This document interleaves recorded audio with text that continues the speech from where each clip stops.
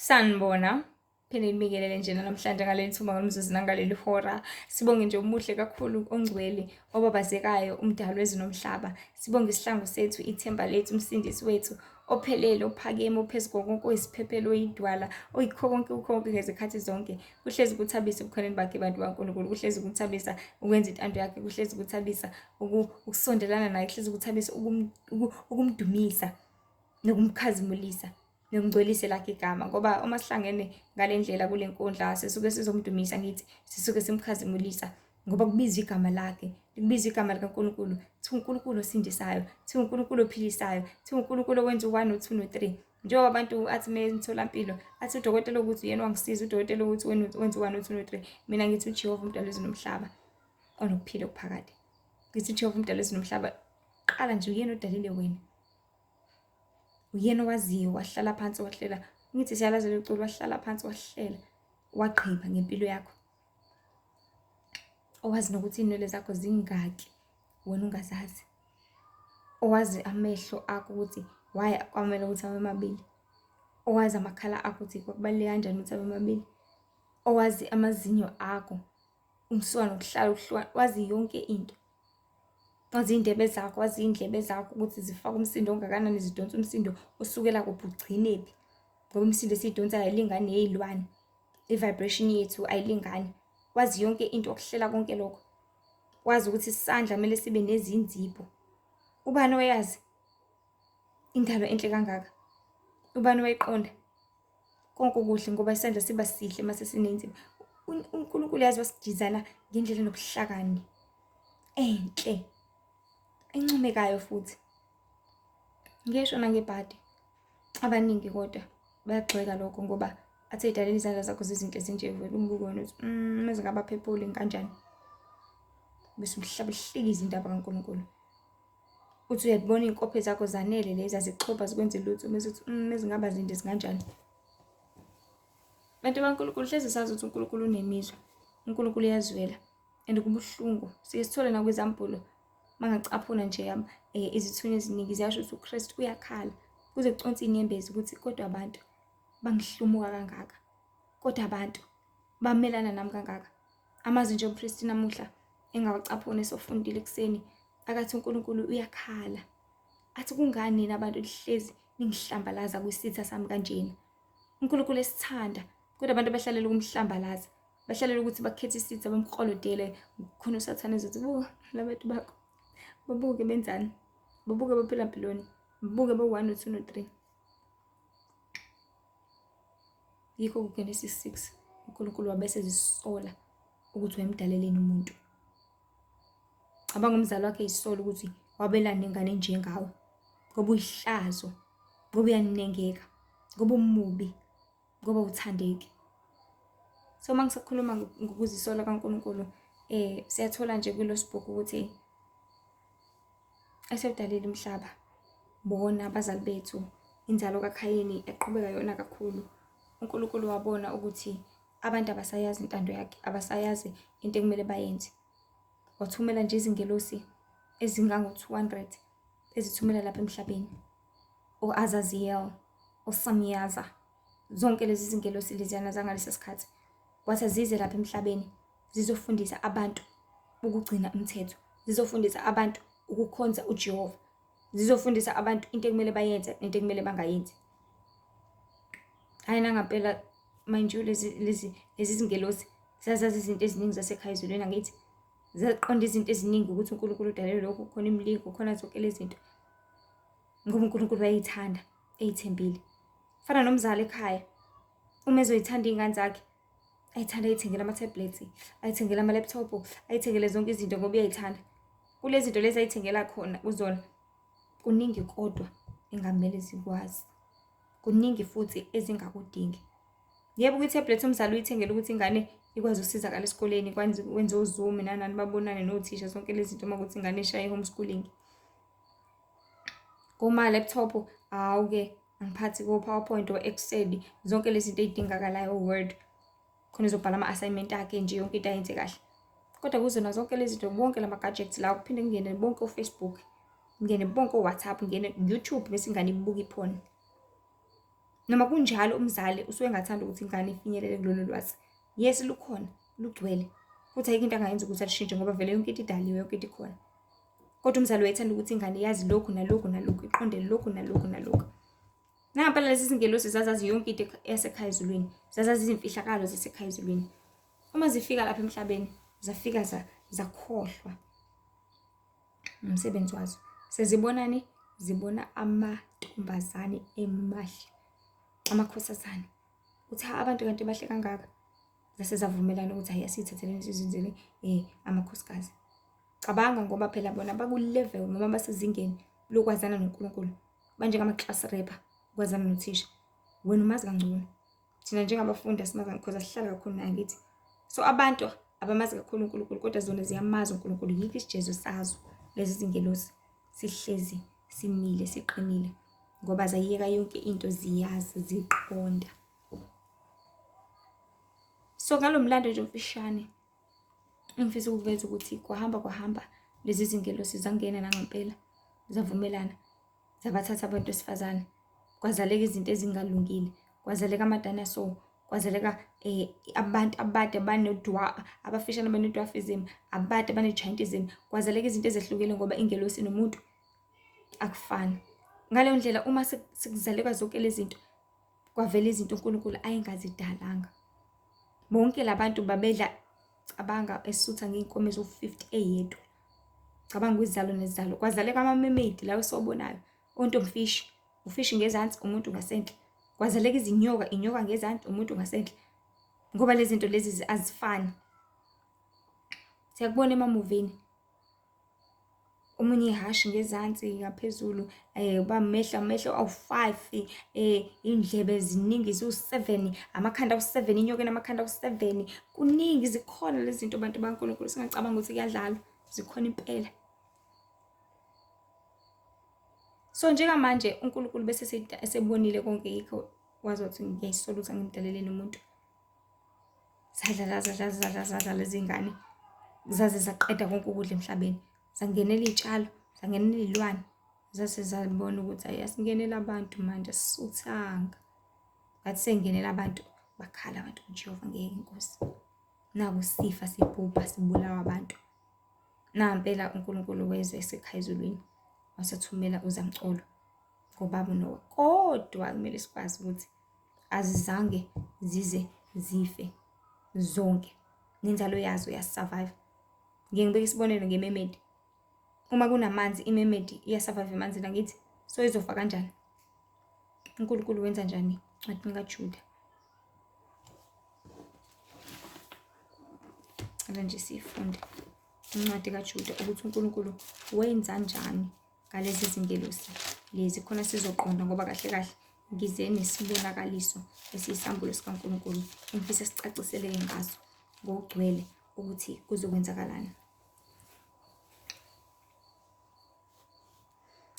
KwaJuda verse 6 uthi nezingelosi, okay, asiqale verse 5.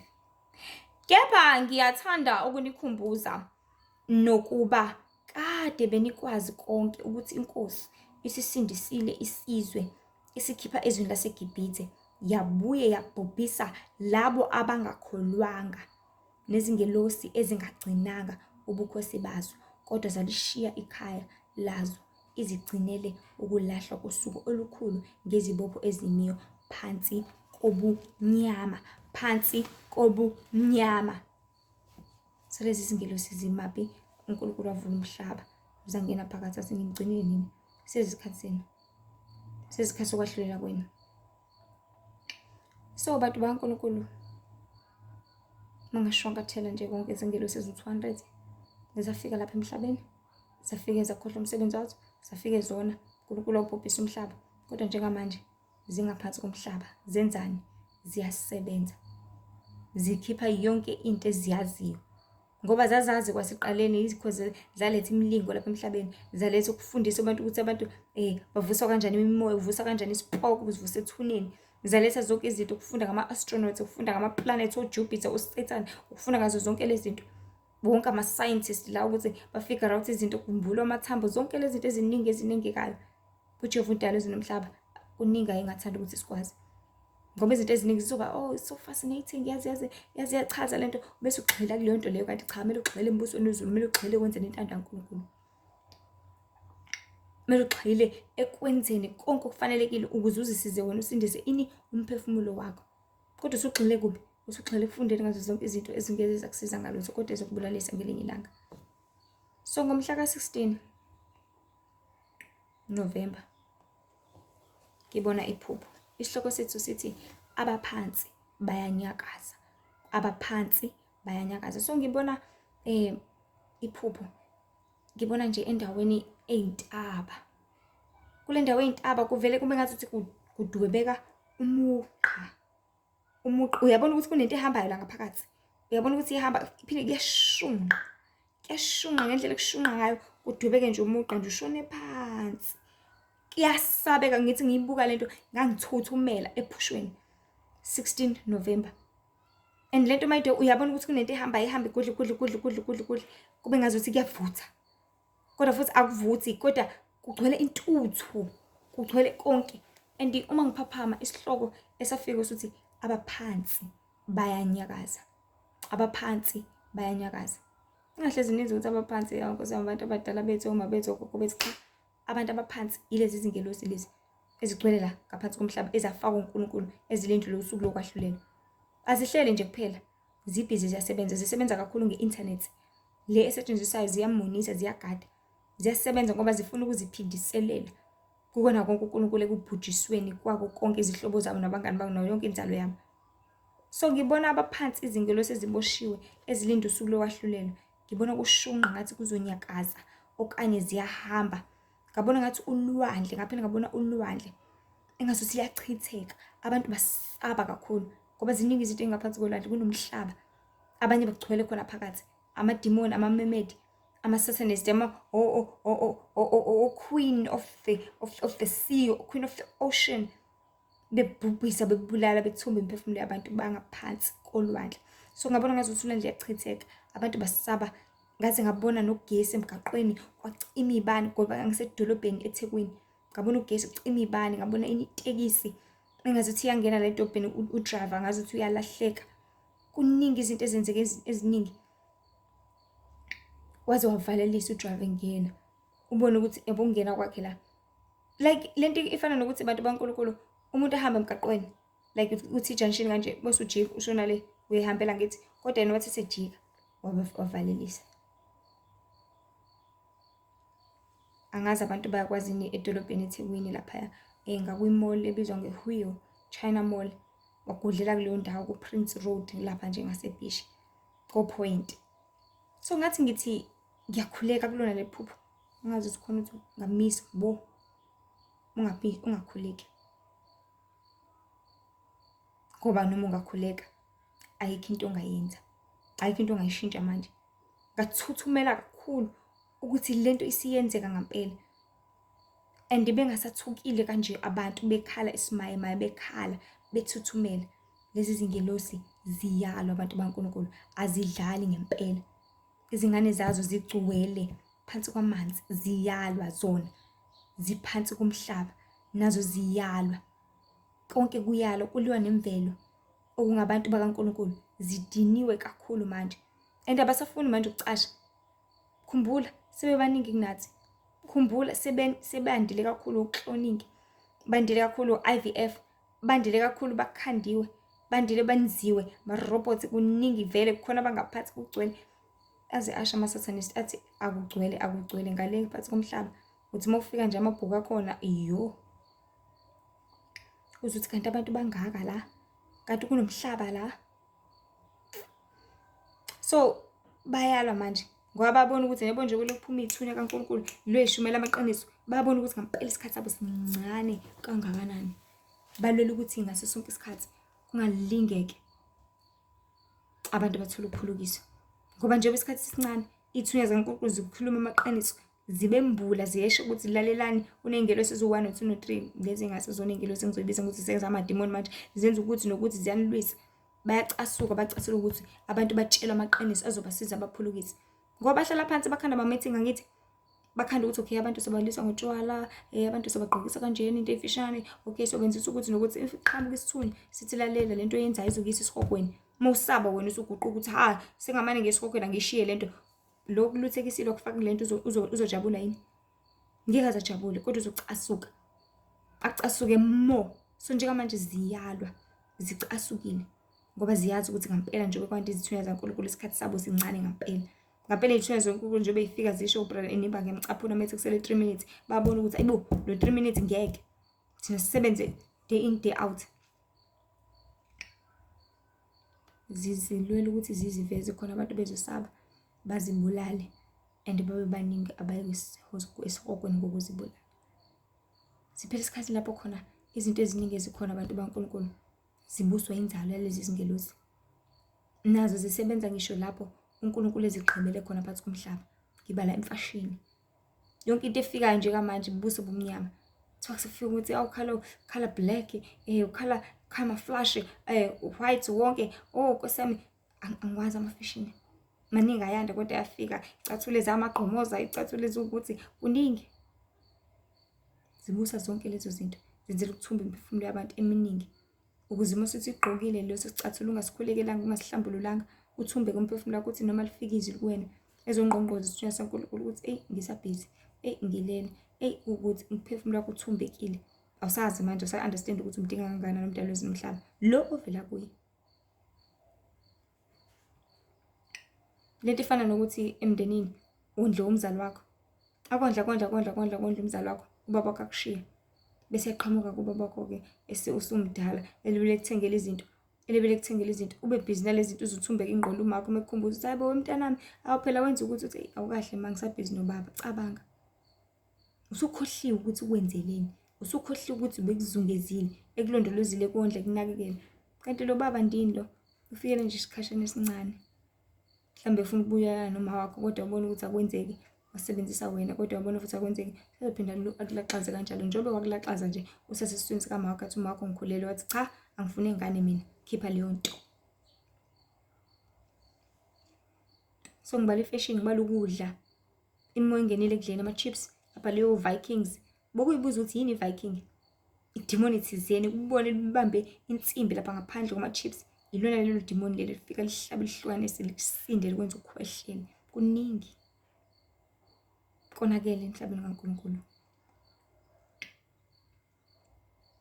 Kanye ne-technology angiphathi-ke i-technology.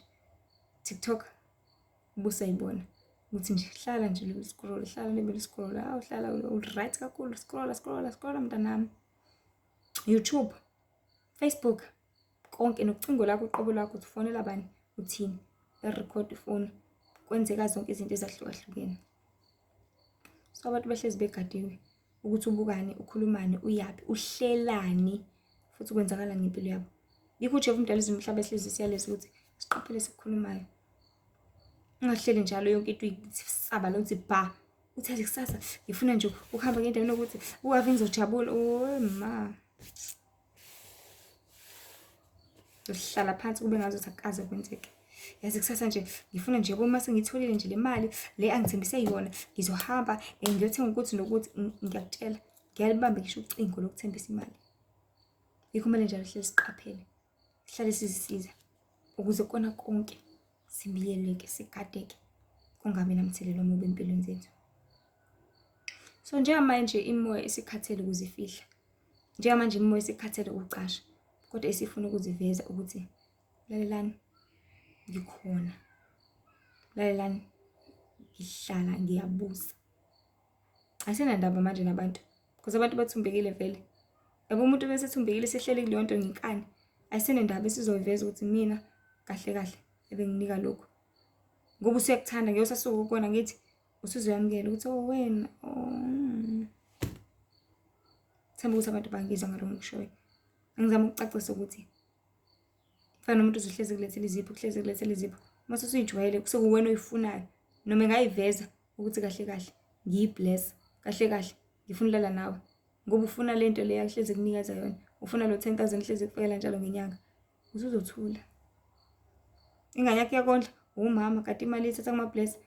Usisi uyalibona leli bless eselingena nengane yakhe ekamereni. Uzothula ngoba usujwayele ukuthi sithengele igrocery. Sino ice cream nje ngisho kuJanuary thina efrijini ngenxa yakhe.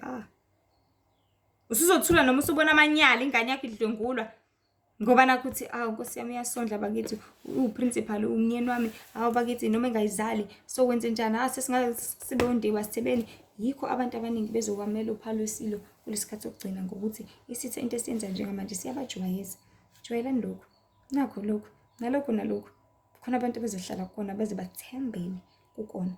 Kanti bankulunkulu izinto lezi lapha emhlabeni azizona isono, azibona ububi, kodwa ungamnamatheli kuyona, ungathembeli kuyona. Azi ukuthi yonke into iyi-instrument. Ucingo luyi-instrument usebenza umsebenzi walo. Ipeni liyi-instrument ukuthi libhale, umbhede uyi-instrument kwayimali. Iy'thuluzi nje kuphela. Unganciki kuyona ukuthi ufuna yona kakhulu ngoba izothi uma singasekho qala phansi uyakhala. Kwakukuhle kuyi-instrument ukuthi kunikeze amandla. Ungabambeleli kukona kuze ukhonze uNkulunkulu wesisu.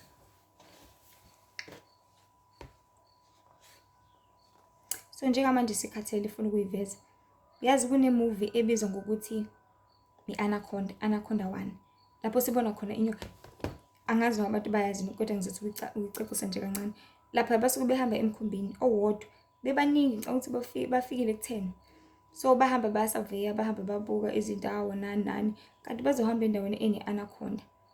So uma behamba kule ndawo iqale ibahlasele nani libabulala ebaqotha embokodo nesisekelo nga-1. Kwaze kwafika lapho khona umile umkhumbi ustakile. Angazi ubopheke ngani endlela thizeni bezama ukulungisa. Sebazi ukuthi khona le nyoka bangena emanzini. Yaqhamuka enkathi iqhamuka wathi umhlaba wanyakaza. Ngobani kwakukhona into engaphansi eyayiza. Kwacaciseka ngokusobala ukuthi ngempela iyeza lento futhi inkulu inamandla. Bagijima-ke babaleka angikho lapho kodwa ngisekuthenini yonke le mimoya iyakwazi ukuthi inyazimisa umhlaba unyakaza ngoba vele ingaphansi. Kodwa njengamanje ifuna ukucaca ngokuthi izoziveza ibe ngaphezulu. Kumele sazi abantu bankulu ukuthi lezi zingelosi nakuba zalahlwa kodwa ziphucwanga ukuhlakanipha. Kodwa aziphucwanga ukwazi izimfihlakalo zasezulwini. Aziphucwanga ukwazi nokwenza izinto ezinkulu ezimangalisayo. Kuphela zaphucwa igunya lokungena embusweni wezulu. Yikho zicasuka njalo uma khona umuntu ozokhuluma ngombuso wezulu. Yikho icasuka njalo uma khona umuntu usanethuba negunya lokuthi angene embusweni wezulu. Noma ubuyela esikhundleni sakho okwenza zilwe njengamanje zilwela ukuthi nezinye izithunywa ziphucwe njengabo. Zilwisa izithunywa kakhulu. Zenzela ukuthi nabo balahlwe.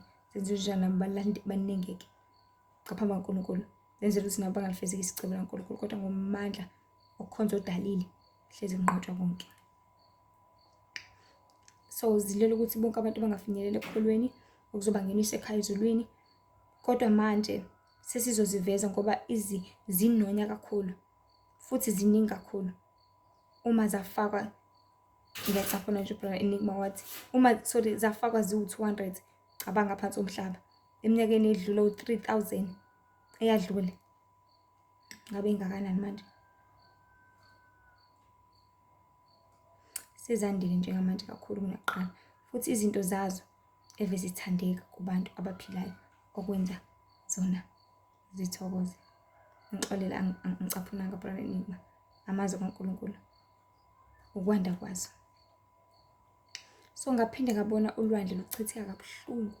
Abantu bethuthumela bekhala. Ngathi ngiyakhuleka. Kwayikho kona ukuthi ayisekho into engavimba manje. Sekonakele. Konke kumele kufezeke.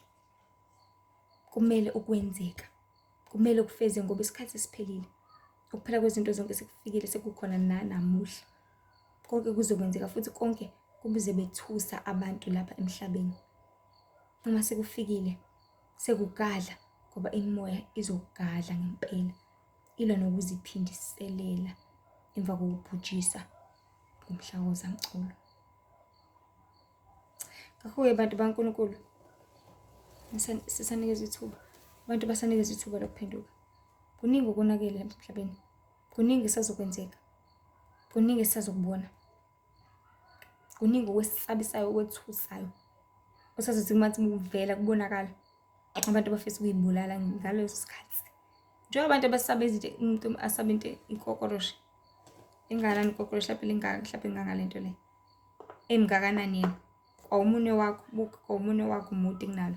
Asabe kokolo sicabanga-ke sekwenzeka izinto ezinkulu. Lezi zingelo seziziveza. Njengoba ngangisaba kusibonakaliso zingaphansi. Mase seziveza ngempela ngaphezulu ngaphandle. Mase sekuchitheka ngempela ulwandle sekucaca ukuthi kwenzakalani emhlabeni. Kusazokwenzeka izimanga. Ngithi ngiyakhuleka. Phelile isikhathi salokho manje. Konke kuzokwenzeka futhi konke kuzobethusa abantu lapha emhlabeni. Uma sekufikile ngoba le moya iyagadla ngempela izoyiphindiselela. Ngakho-ke bantu nalithuba phendukani ngoba umbuso wezulu ususondele. Ukufa kusondele kakhulu kunakuqala. Isikhathi sokuhlengwa manje. Isikhathi sokuthi usindiswe manje, ubhabhadiswe njengamanje. Ngoba zonke lezi zikhathi zizophela. Zonke lezi zikhathi zizoshwankathela. Zonke izikhathi ziya ngokushintsha. Wonke amathuba aya ngokushabalala. Abantu mabalisebenzise lisekhona ithuba ngoba bayolikhalela kusasa. Selingasekho futhi lingephinde lapha khona. Ngaleyo ndlela ngalo mzuzu nangalelo hora abantu baNkulunkulu. Phendukani nibuyele enkosini ngoba isikhathi esifikile. Sifikele wena. Izithunywa zifikile, zifikele wena. Ukusindiswa kufikile, kufikele wena. Emfulu isakhona, ikhonela wena. Ngelinye ilanga iyoshintsha iphenduke igazi. Ngelinye ilanga iyoshintsha iphenduke into ongeke uzukwazi ukuthi uyimele. Emanzini empompini kuyophuma igazi. Umfula iphenduke igazi. Kube abangcwele kuphela abakhonza uJehova bakwazi ukuthi bathole amanzi amtoti. Amanzi ahlambulukile. Konke kuzoshintsha, izinhlupho ziyeza. Sifunde incwadi yesambulo. Izinhlupho kuningi uzoguquguquka. Njengamanje siphila esikhathini lapho khona vele kwayilanga selikwazi ukuthi lishise likhiphe umphefumulo kumuntu. Vele kwayimvula sikwazi ukuthi inethe izibulala inqwaba abantu. Ibakhiphe ezindlini zabo bese iqeda ngezindlu zabo, iqede ngezinto zabo. Kuningi vele sekuqalile. Kodwa kuzongaphezulu. Kodwa kuzokwethusa. Kodwa kuza okunzima kakhulu. So ngaleyo ndlela masibuyeleni enkosini ngoba isikhathi esifikile. Sisebenzise ungabe iphika kankani futhi ungaphiki nabantu ngoba ethuneni yolala wedwa. Uyozivumela wena wedwa izono zakho phambi kwesihlalo sikaNkulunkulu. So bantu baNkulunkulu asibuyele enkosini. Siqine emandleni amakhulu. Siqine kuningi kuzokwenzeka. Masikhuleka akekho ozoqinisa la emhlabeni. Masikufike zonke lezi zinto umngane wakho uzobe busy naye nomndeni wakhe. Ubaba wakho naye uzobe busy nonkosikazi wakhe. Nomunye uzobe inake yena. Uzoya ngokuthi uqine kangakanani kuwena. Uthembele kuba komakhelwane bazobe busy bodwa. Usaphika nabo nje manje kusamnandi awusaphuzisana savakashelana awubofika phela kwasha kwacima. Kube yilokho. Mase becekile wena. Abasasho nokusho. Ubona ngamasayini belo bephuma bengena. Bantu baNkulunkulu ayikho umuntu onendaba nomunye lapha emhlabeni. Tshela isimanga uNkulunkulu kuphela onendaba nawe. Xa sixolisa ngalokho. uNkulunkulu kuphela onendaba ukuthi wena ujabulile, wena nakho konke, wena nokuthula, wena uphelele. uNkulunkulu kuphela onendaba nalokho. Abantu abanendaba ngiyakuthembisa. Phela abanendaba nabo, nezinkanuko zabo, nezisu zabo, nabantwana babo, nemindeni yabo. Yikho umuntu ekwazi ukuthi noma ekukweleta, noma kuthi ukweleta imali engango-R20, athi mase eholile uyambona athenga igrocery ayibeke la. Bese kubuka ngazuthi akakwazi. Ngoba abantu banendaba nabo njengamanje. So nawe banendaba nawe ngokuthi uzisondeze enkosini iyona kuphela ezokusindisa. Angisho ukuthi abantu sekumele sibalahle cha, bathande. Kodwa futhi babeke lapha. Ngalilindele lutho kubo. Ngoba kulezi izikhathi zobunzima wonke umuntu uzobe ebhekelela yini. Umuntu uzoyibhekela ukuthi mina ngibaleka ngishona kephi, mina mangithi ngiphohlwa ngalami ngiphohlwa ukuthi wena ucabanga ukuthi ngeke kubelethe. So bantu baNkulunkulu Nkosi nje benani iqiniso. Nazi ukuthi abaphansi bayanyakaza. Balilindile balilungele ukwenza nanoma yini. Ekulungeni kwabo bazimisele and bazokwenza. Ngokuveza lo sibonakaliso uJehova uMdali wezomhlaba befisa sicacisele ngokuthi siziqondise. Sicacisele ngokuthi siqaphele, sicacisele ngokuthi sibuyele ebukhoneni bakhe khona ezosisiza ezintweni zonke. Nkosi nje benani enipha amandla, enipha ukuqonda, enipha isibindi, enipha ukudedebini. Buyelani enkosini phendukani ngoba umbuso wezulu usondele nihlengwe nisindise nibhabhadise ngoba ukuphela kwezinto zonke sekufikile, nokufa kuseduzane kakhulu, ongenza ukuthi ungatholi elinye ithuba lokuthi ungene embusweni wezulu. Kuningi kuzokwenzeka, kuningi konakele, kodwa ngoJehova sinqoba konke, ngoba yena umnini amandla wonke, udalile konke, ukususa konke, konke kuzofezeka. Kodwa qaphela, isiprofethi singafezi ngokubi ngawe, kodwa sifeze ngokuhle ngawe. Nkosi nibusise, hlale nazo ukuthi uNkulunkulu uyasizonda isono, uNkulunkulu uyabuthanda ubungcwele. Ezinye inkundla zokuxhumana zikhona uTikTok, uLihle Ithemba, kuFacebook uLihle Ithemba Mzobe, lapho khona imibhalo for abantu abasebenzisa u-free mode, bese kuba khona nama-short news clips. Instagram Lihle Ithemba Wende Mzobe. Hlala ngicela nje ndidlulise nakwabanye bakwazi ukuthi bathole ukuphulisa neqiniso laNkulunkulu. Nkosi ibe nani, ngelihle igama leNkosi Jesu, manje usiphakade. Amen.